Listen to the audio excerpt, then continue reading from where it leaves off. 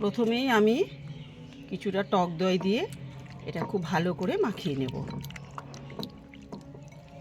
এবার এর মধ্যে রসুন বাটা, কিছুটা লঙ্কা বাটা, 1 চামচ আদা বাটা, এগুলো একসাথে আমি ভালো করে মাখিয়ে ম্যারিনেট করে নেব।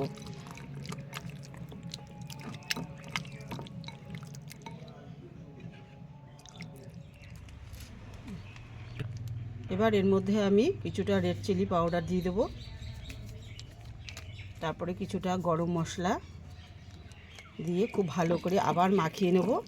মাখিয়ে নিয়ে 1 ঘন্টা ম্যারিনেট করে রেখে দেব।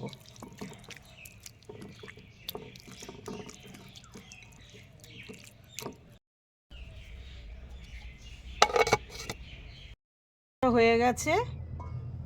এবার এর মধ্যে আমি কিছুটা তন্দুরি মশলা,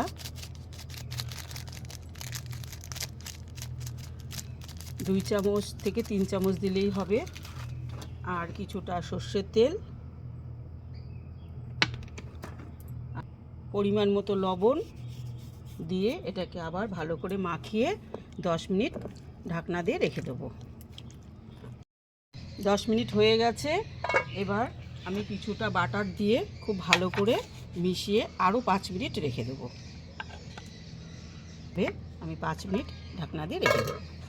5 মিনিট হয়ে গেছে। এবার দেখুন, আমি যেহেতু বলেছি আমি রেড চিকেন তন্দুরি বানাবো, তো আপনারা ভাবছেন ফুড কালার দেবো, একদমই নয়। এই দেখুন, আমি বিটের রস বের করে রেখেছি, এটাকে আমি দিয়ে আরও 5 মিনিট রেখে দেবো। বিটের রসটা দিলে এবারে চিকেনের কালারটা হালকা হালকা রেড আসবে।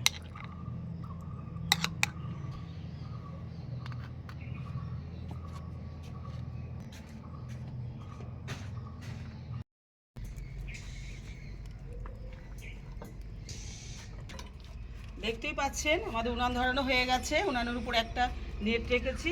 এবার এটাকে আস্তে আস্তে করে ফ্রাই করে নেব।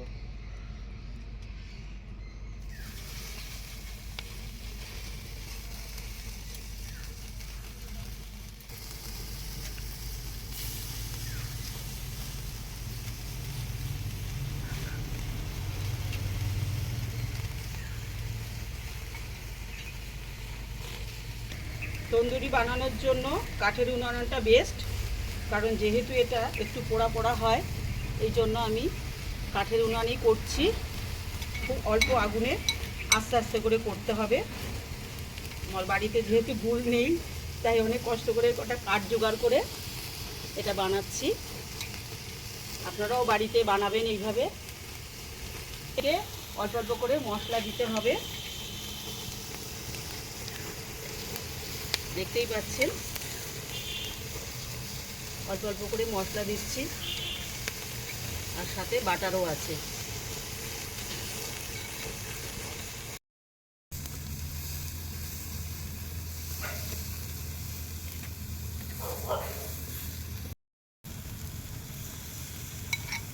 দেখতেই পাচ্ছেন তন্দুরি প্রায় হয়েই এসেছে, তবু আমি লাস্ট পজিশনে একটু একটু করে বাটার দিচ্ছি। যতক্ষণ না হবে ততক্ষণ কিন্তু বাটার ব্রাশ করবেন।